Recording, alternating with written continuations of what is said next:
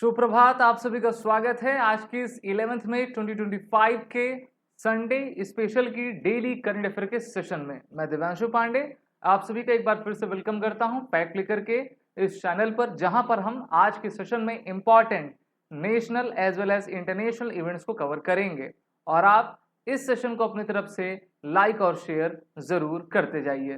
शुरुआत करते हैं आज के सेशन की। सबसे पहले स्वामी विवेकानंद जी के इंपॉर्टेंट कोट के साथ। इनके द्वारा हमको शिक्षा दी गई है कि we want the education by which character is form and strength of mind is increase. हमें ऐसी प्रकार की शिक्षा की आवश्यकता है जिससे कि भारत में लोगों का चरित्र निर्माण हो और हमारा जो मस्तिष्क है उसकी भी क्षमता बढ़ती जाए। दूसरा, इन्होंने कथन कहा है कि real education is that which enables one two stand on their own feet. यानी कि शिक्षा वही है, वास्तविक शिक्षा वही है जिससे कि हम अपने पैरों पर खड़े रहें और नेतृत्व करते जाएं। Arise, awake and stop not till the goal is reach. उठो, जागो और अपने लक्ष्य की प्राप्ति करो। इसी के साथ चलिए शुरुआत करते हैं आज के सेशन की। सबसे पहले पिछले क्लास में जो मैंने आपको होमवर्क दिया था उस होमवर्क के आंसर को कवर करेंगे। क्वेश्चन मॉनसून क्विज से रिलेटेड था। Monsoon comes from the word मौसम, व्हाट इज इट्स ओरिजिन। जो मॉनसून शब्द है वो मौसम से आया है, तो मौसम का अर्थ क्या होता है? ऑप्शंस हैं, ये मतलब ये कहाँ से आया हुआ है? पर्सियन, ग्रीक, अरबिक या फिर लैटिन। तो इसका आपको जो है इसका राइट आंसर कमेंट बॉक्स में कमेंट करना है, मैं इसको चेक जरूर करूंगा। इस क्वेश्चन का राइट आंसर अरबिक अरबिक है और अरबिक यानी कि ऑप्शन सी है। ठीक है, तो ये अरबिक वर्ड मौसम से आया है विच मीन सीजन। ठीक है, मौसम का अर्थ होता है season. The term use by seafarers to describe seasonal winds that bring heavy rains to southern Asia. The word monsoon evolve from mausam over time. तो बहुत सारे सीजन्स होते हैं जिसमें समर है, विंटर है, ऑटम है और आपका स्प्रिंग है। ठीक है, और भारत में ये सभी सीजन्स 3-3, 4-4 महीने के अंतराल पर आया करते हैं और अभी तो समर चल ही रहा है और इसके जस्ट बाद आपका मॉनसून आ जाएगा। शुरुआत करेंगे आज के सेशन की सबसे पहले इस इमेज के साथ। पाकिस्तान प्रधानमंत्री नरेंद्र मोदी से कल माफी मांगा हुआ था। 5 बजे तक दोनों देशों ने कहा कि हाँ चलिए हम सीज फायर को कर देते हैं, लेकिन भारत ने सीज फायर शब्द का इस्तेमाल नहीं किया था और देर रात कल पाकिस्तान ने भारत के ऊपर फायरिंग आपका करना शुरू कर दिया। कल रात ही में आनंद फानन में मिनिस्ट्री ऑफ एक्सटर्नल अफेयर्स के विदेश सचिव जिनका नाम विक्रम मिश्री है, उन्होंने प्रेस कॉन्फ्रेंस करके जानकारी दी कि पाकिस्तान के द्वारा एक बार फिर से गोलीबारी की जा रही है और उनके द्वारा जो सीज फायर की घोषणा की गई थी उन्होंने उसका उल्लंघन किया है और भारतीय सेनाओं के द्वारा भी इसका बेफिटिंग रिप्लाई दिया जा रहा है। तो ये तो रही बात अभी की ऑनगोइंग सिचुएशन की। हम तो मोदी जी से यही कहेंगे कि फुल फ्लेज वॉर आप डिक्लेयर करिए और पाकिस्तान के 8-10 टुकड़े कर दीजिए। इसी के साथ चलेंगे अपने पहले इवेंट की तरफ। नेशनल टेक्नोलॉजी डे 2025 आज यानी कि 11 मई को पूरा भारतवर्ष राष्ट्रीय प्रौद्योगिकी दिवस मना रहा है। आपको मैं बता दूं कि इस बार इस डे की थीम रखी गई है Yantra Yugantar for advance new technology research and acceleration. आपके एग्जाम में यंत्र का फुल फॉर्म पूछा जा सकता है और ये नेशनल टेक्नोलॉजी डे कब मनाया जाता है, इस बार इसकी क्या थीम रखी गई है, ये भी कि आपके एग्जाम में आप सकेगा। ठीक है, ये डे आपका बताता है सिस्टम को, सिनर्जी को और स्केलेबल सॉल्यूशन को, किस तरीके से हम अपने सिम्बियोटिक पावर को और मैकेनिकल पावर को इनहेंस कर सके। अब ये दिन हम क्यों मनाते हैं? क्योंकि आपका लगभग 27 साल पहले भारत के द्वारा 11 मई 1998 को राजस्थान के पोखरण में ऑपरेशन शक्ति को कंडक्ट किया गया था और भारत के द्वारा जो है सक्सेसफुल न्यूक्लियर एक्सप्लोजन्स पोखरण में किए गए, जिससे कि भारत की शक्ति पूरी दुनिया को पता चली। And saw the maiden flight of the indigenously developed Hansa 3 aircraft in recognition of this achievement the prime minister Shri Atal Bihari Vajpayee declared 11th May as national technology day. तो हर साल जो है 11 मई को राष्ट्रीय प्रौद्योगिकी दिवस के रूप में भारत इस दिन को मनाता है। और अगर मैं आपको भारत के परमाणु शक्ति के बारे में बताऊं तो मई 1974 में सबसे पहली बार भारत के द्वारा, उस समय भारत के प्रधानमंत्री श्री इंदिरा गांधी के द्वारा भारत का पहला न्यूक्लियर एक्सप्लोजन पोखरण में कंडक्ट किया गया था और उस ऑपरेशन को नाम दिया गया था स्माइलिंग बुद्ध। क्या नाम दिया गया था? स्माइलिंग बुद्ध। और जो 98 में आपका न्यूक्लियर टेस्ट हुआ था उसको हमने ऑपरेशन शक्ति नाम दिया था। तो ये दोनों चीजें आपको जरूर पता रहनी चाहिए। The testing began on May 11, 1998 under the code name operation Shakti. यहां से क्वेश्चन आपसे पूछा जाएगा, जिसमें हमने 1 फ्यूजन और 2 फिजन बॉम्ब्स का डेटोनेशन किया, ठीक है, और भारत की शक्ति पूरे विश्व को दिखाई थी। और भारत ने यह भी बताया कि Bharat is a full fledged nuclear state, हमारे पास सभी प्रकार की काबिलियत है जिसको हमने बनाया है। अब इसमें हमारे प्रोजेक्ट चीफ कोऑर्डिनेटर के रूप में कौन कौन था? So Dr. APJ Abdul Kalam was the scientific advisor to the Prime Minister and head of the DRDO, and Dr. R. Chidambaram, the chairman of the Atomic Energy Commission, Department of Atomic Energy.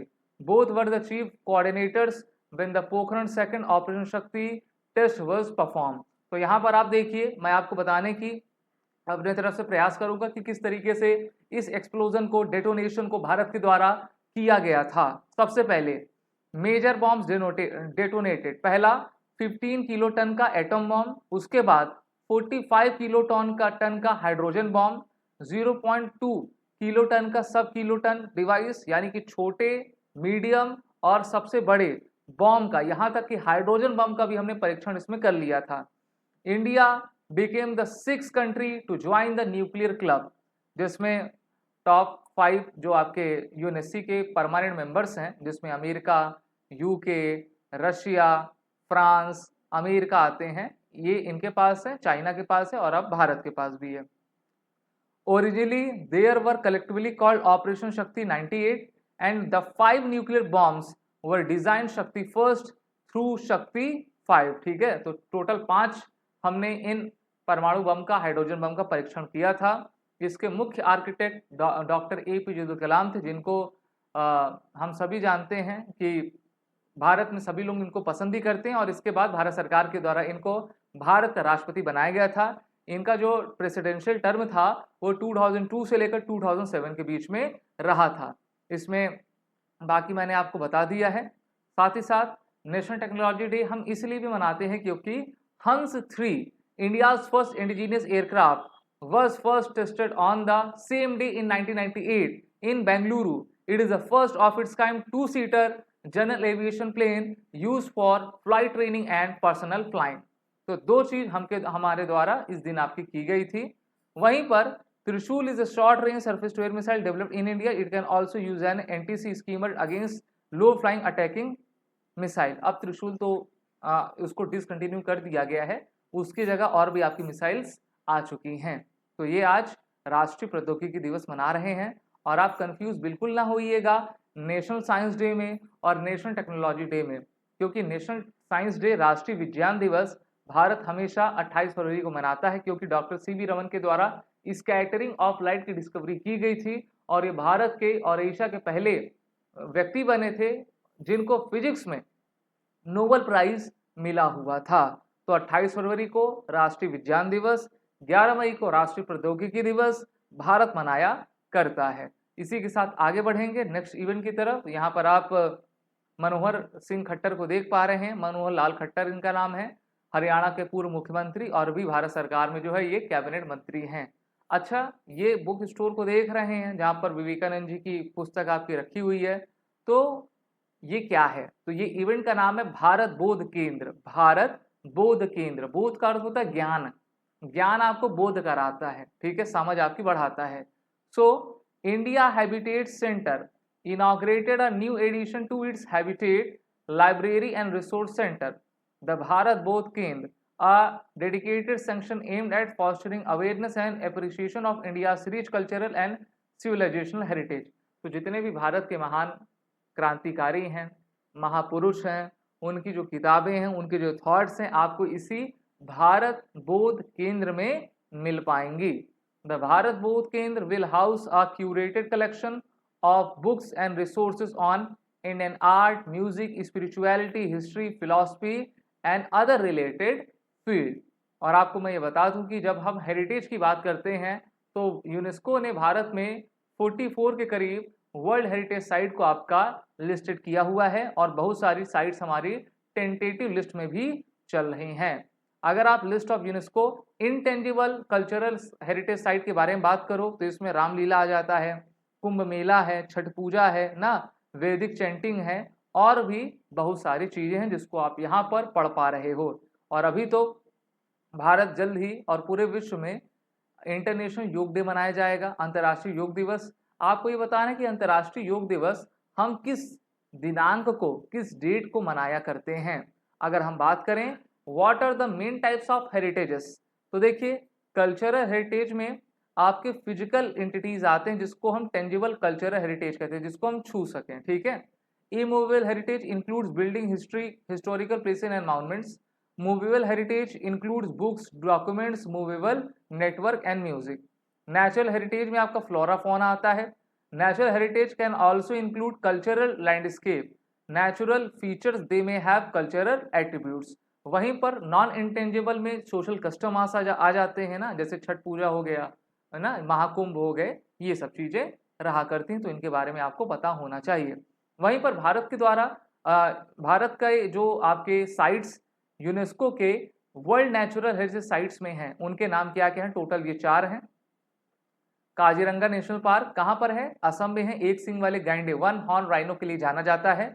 Sundarban ये हमारे पश्चिम बंगाल में है और यहाँ पे आपको royal Bengal tiger और mango forest देखने को प्राप्त होंगे। Valley of flowers and national park आपका एंडेमिक एल्पाइन फ्लावर्स के लिए जाना जाता है, ठीक है। और वेस्टर्न घाट आप सभी जानते हो कि ये अपने बायोडाइवर्सिटी और एंडेमिज्म के लिए काफी विश्व में विख्यात है। तो ये था भारत बोध केंद्र और वर्ल्ड आपके हेरिटेज साइट के बारे में। यूनेस्को का full form United Nation Educational Scientific Cultural Organization है। इसी के साथ आगे बढ़ेंगे। आज 11th में है और पूरा विश्व जो है मदर्स डे मना रहा है, यानी कि जिसको हिंदी में अंतर्राष्ट्रीय मातृ दिवस कहते हैं, ठीक है। भारत में तो सभी लोग हर दिन हर समय मनाते हैं, लेकिन एक प्रकार से सिंबलिज्म के लिए मदर्स डे आपका मई के सेकंड संडे को मनाया जाता है, ठीक है। मई महीने का जो सेकंड संडे पड़ता है, तो इस बार सेकंड संडे का पड़ रहा है, इस बार सेकंड संडे आपका 11 मई को पड़ रहा है। इस कारण से अब आप देखते हो कि बहुत सारे लोग सोशल मीडिया पर अपने तरफ से स्टोरी लगा रहे हैं, पोस्ट कर रहे हैं ना, हैप्पी मदर्स डे। अब इसके अगर हम ओरिजिन पर जाएं, so the modern celebration of Mother's Day began in the early 20th century, primarily due to the efforts of Anna Jarvis. She organized the first official celebration in 1908 in Grafton, West Virginia, जिससे कि वो अपनी late mother स्वर्गवासी माँ को श्रद्धांजलि tribute दे पाए। अगर इसका ऑफिशियल रिकॉग्निशन देखें, in 1914 US president Woodrow Wilson proclaimed the second Sunday of May as Mother's Day. तो आप सभी को भी हैप्पी मदर्स डे। इसी के साथ पॉलिटी एंड गवर्नमेंट से रिलेटेड एक इंपॉर्टेंट इंफॉर्मेशन मैं आपको बताना चाहूंगा। भारत सरकार के द्वारा आप सभी को याद होगा वर्ष 2015 में कई जन सुरक्षा स्कीम्स चलाई गई थी और हो सकता है कि आपने भी उस स्कीम्स को लिया होगा। The 3 flagship social security schemes, prime minister Jeevan Jyoti बीमा योजना, प्राइम मिनिस्टर सुरक्षा बीमा योजना एंड अटल पेंशन योजना are in the new because they have completed 10 years since their launch on 9th May 2015। अब देखिए अगर आप इन सभी के बारे में जानना चाहोगे तो प्रधानमंत्री जीवन ज्योति बीमा जो योजना है, ठीक है, वो 18 से 50 वर्ष के लिए है। The premium is 436 per annum और about 1.19 rupees per day to be deducted through auto debit from the policy holder bank और पोस्ट ऑफिस, ठीक है। तो यहाँ पे भी आपको काफ़ी लाभ मिलता है। इसकी अचीवमेंट आपकी काफ़ी रही है, 23 करोड़ लोग इसमें आपके एनरोल आपके हो गए हैं और लगातार इनकी संख्या बढ़ती जा रही है। वहीं पर अटल पेंशन योजना में देखें तो जो लोग 18 से 40 साल के वर्ष के हैं ना, 1000 से लेकर 5000 तक आप अपने बैंक में डाल रहे हो इस योजना के तहत, तो उसका लाभ जब आप 60 साल के हो जाओगे तो आपको पेंशन के रूप में मिलेगा, ठीक है। अब चलिए जो नेक्स्ट इवेंट है वो भी एक नेशनल और इंटरनेशनल इवेंट से रिलेटेड है। यहाँ पर उत्तर प्रदेश के चीफ मिनिस्टर योगी आदित्यनाथ को देख पा रहे हैं और उस तरफ आपके वर्ल्ड बैंक के हमारे प्रेसिडेंट अजय भंगा जी हैं, ठीक है। तो दोनों की मुलाकात अभी हुई है और उत्तर प्रदेश में हम किस प्रकार से डिजिटल स्किल डेवलपमेंट को अक्रॉस स्टेट बेहतर कर पाएं, डेवलप कर सकें, उसमें विश्व बैंक की क्या भूमिका रहेगी यूपी गवर्नमेंट के साथ, उसको डिस्कस किया गया है। The World Bank supported schemes target the twin goals of enhancing rural productivity, यानी कि गांवों के उत्पाद पर ध्यान रखना, preparing the youth for a digital future, contributing UP's vision to becoming a $1 trillion economy. तो उत्तर प्रदेश भारत का पहला ऐसा स्टेट बनना चाहता है जिसकी इकोनॉमी, जिसकी जीडीपी $1 ट्रिलियन की आपकी छूती चली जाए। अगर हम इसके की डिटेल्स की बात करें तो यूपी एग्रीज का अर्थ होता है Uttar Pradesh accelerated growth through resilient equitable sustainable agriculture. इसका जो फुल फॉर्म है आप सभी नोट डाउन करते जाइए। इसका फोकस क्या है? एग्रीकल्चर इनोवेशन में 28 डिस्ट्रिक्ट जो हमारे उत्तर प्रदेश के हैं, जिसमें मेनली बुंदेलखंड और पूर्वांचल के इलाके हैं, वहां पर यूपी एग्रीज को इम्प्लीमेंट करना। गोल्स इसके क्या क्या हैं? So there are total 3 goals. The first one is promote technology driven farming, improve agriculture productivity, empower farmer with climate resilient practices. ठीक है, ऑब्जेक्टिव्स क्या हैं? Train 10 lakh youth in AI and digital technologies, focus area government service education health care agriculture, और इसका गोल आपका robust AI talent को हम उत्तर प्रदेश में तैयार करें, क्योंकि जैसे कंप्यूटर सब्जेक्ट आप लोगे तो वो एक डायनेमिक और मोस्ट इवॉल्विंग आपका सब्जेक्ट है, तो उसमें सभी लोगों को कौशल जरूर होना चाहिए। वर्ल्ड बैंक की बात करें तो the World bank is an international financial institution that provides loans and grants to the government of low and middle income countries for the purpose of economic development। जब लोन आप वो देंगे तो आपसे इंटरेस्ट भी लेंगे, लेकिन आपको तो लोन की जरूरत पड़ती ही है कि आप अपने कार्यों को आगे बढ़ा पाएं। इनका हेडक्वार्टर वॉशिंगटन अमेरिका में है। Parent organisation World Bank group है। 1944 में स्थापना हुई। Bretton Woods New Hemisphere United States में फाउंडेशन हुआ। इसके फाउंडर के रूप में जॉन मैनियार्ड केनीस और हैरी डेक्स्टर वाइट थे। अब जो नेक्स्ट इवेंट है वो एक अखबार से और हमारे यूनेस्को से संबंधित है। इस अखबार का नाम है ला परेंसा। ठीक है, तो देखिए the newspaper La Prensa announce as the recipient of the UNESCO Cano World press Freedom Prize 2025 on the occasion of World press Freedom Day. वैसे ये 3 मई की न्यूज़ थी, लेकिन अभी सभी के ध्यान में आ रही है, तो आप इसको याद कर लें, अपने नोट्स में इसको नोट डाउन करते जाएं। तो इनको आपका ये पुरस्कार से सम्मानित किया गया है। This award recognises the paper resilience in upholding freedom of expression and independent journalism in the face of authoritarian suppression in the Nicaragua. तो मेनली निकारागुआ में करता जो भी ऑपरेशन हो रहा है उसके खिलाफ ये आवाज आपका उठा रहा है, इस कारण से इसको इस पुरस्कार से सम्मानित किया गया है। ला परेंसा की स्थापना 1926 में हुई थी। निकारागुआ का सबसे पुराना मोस्ट रिस्पेक्टेड न्यूज़पेपर है। Over the years it has faced numerous political challenges, censorship and the violent crackdown. तो यहाँ पर आपने इसको देख लिया कि इसको यूनेस्को प्रेस फ्रीडम प्राइज से ऑनर इस साल किया गया। जो नेक्स्ट इवेंट है 2 देशों के इंपॉर्टेंट फ्री ट्रेड एग्रीमेंट से रिलेटेड है। कल की क्लास में मैंने आपको बताया था कि भारत और यूके के बीच में एफटीए हो चुका है और अब भारत न्यूजीलैंड के साथ एफटीए कर रहा है और फर्स्ट फेज की नेगोशिएशन को अभी हाल ही में नई दिल्ली में कंडक्ट किया गया, जिसमें हमारे प्राइम मिनिस्टर नरेंद्र मोदी थे, Christopher Luxon prime minister of New Zealand आपका आए हुए थे। ठीक है, the first round followed a series of virtual discussions held between both partners which led ground work for in the person meeting, जिसमें हम एफटीए में गुड सर्विस, ट्रेड फैसिलिटेशन और इकोनॉमिक कोऑपरेशन से रिलेटेड जितने भी सेक्टर्स हैं उसको cover करेंगे। दोनों देशों के रिलेशनशिप के बारे में अगर मैं आपको बताऊं तो the total merchandise trade between the 2 countries has reach $1.13 billion in financial year 24-25 और ग्रोथ भी लगातार बेहतर तरीके से हो रहा है और भारत चाहेगा कि इनके साथ मिलकर हम अपने व्यापार को आगे बढ़ाएं और एफटीए को इम्प्लीमेंट करते जाएं। एफटीए को हिंदी में मुक्त व्यापार समझौता कहा करते हैं, जिससे कि दोनों देश एक दूसरे के उत्पादों पर कम से कम आपके कर को यानी कि टैक्स को इम्पोज करें। ठीक है, चलिए आगे बढ़ेंगे। अभी जितना मैंने आपको पढ़ाया है, अगर आपको कोई क्वेश्चन है तो क्वेश्चन अपना कमेंट बॉक्स में जरूर पूछिए, मैं रिप्लाई आपको श्योरली 100% करूंगा। अब समय आता है क्वेश्चंस का। So the first question for your is, one is national technology day celebrated across in Bharat. तो सभी के आंसर कमेंट बॉक्स में आते रहने चाहिए। तो देखिए, भारत में नेशनल टेक्नोलॉजी डे हर साल आपका 11 मई को मनाया जाता है।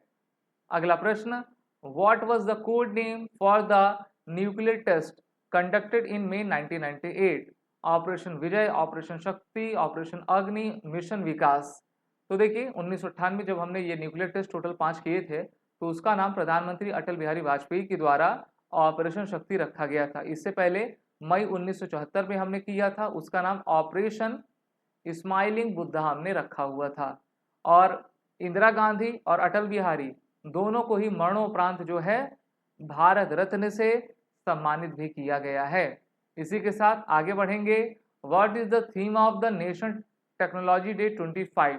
तो आज ये जो दिन हम मना रहे हैं उसकी थीम क्या है? ऑप्शंस हैं innovation for a new India, science for sustainability, Yantra, Yugantar for advancing new technology research and acceleration, या फिर digital Bharat accelerating progress.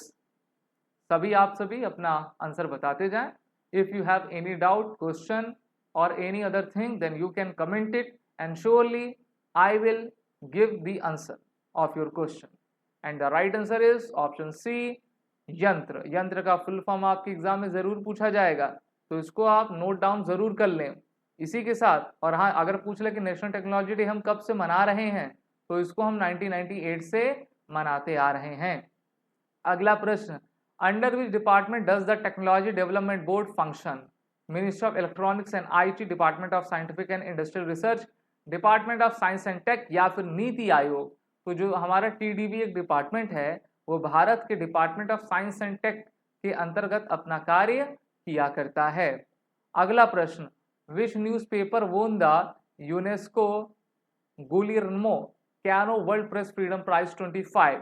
The Times of India, La Prensa, El Nuevo Diario, या फिर Nicaragua today. So the right answer is option B, okay, La प्रेंसा।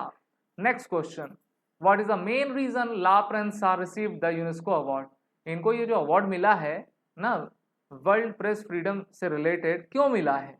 Options हैं launching a new digital edition, option B supporting environmental journalism, option C upholding freedom of expression in Nicaragua, option D winning a global journalism competition. So give your correct answer, and the right answer is option C, upholding freedom of expression in Nicaragua. एक बात का और ध्यान रखिए, जब भी आप exam देने जाते हो तो आपके एग्जाम में जो है नेगेटिव मार्किंग होती है, ठीक है, अधिकतर। तो क्वेश्चन का आंसर आपको काफी पढ़ के समझ के देना है, नहीं तो जो आप सही करे रहोगे उसमें से आपके मार्क्स डिडक्ट होते चले जाएंगे। अगला प्रश्न, what are UP AGREES and AI Pragya aimed at? Options are developing smart cities, option B boosting tourism and culture, option C enhancing farm productivity and AI training, option D improving primary education. So right answer is option C, ठीक है, farm की productivity बढ़े और artificial intelligence training हम अपने युवाओं को दे सकें। अगला प्रश्न, in which year were the 3 flagship social security schemes launch? 2010, 2013, 2015, 2017। तो भारत सरकार ने जैसे अटल पेंशन योजना ना, जन सुरक्षा योजना, इन सभी को 2015 में चलाया हुआ था। अब इसको आपके 10 साल पूरे हो चुके हैं। आगे बढ़ेंगे नेक्स्ट क्वेश्चन की तरफ। What is the name of the new section inaugurated at the India's habitat centre library? ज्ञान केंद्र, भारत दर्शन भवन, भारत बोध केंद्र, या फिर Indian civilisation wing. So the right answer is option C, Bharat Bodh केंद्र।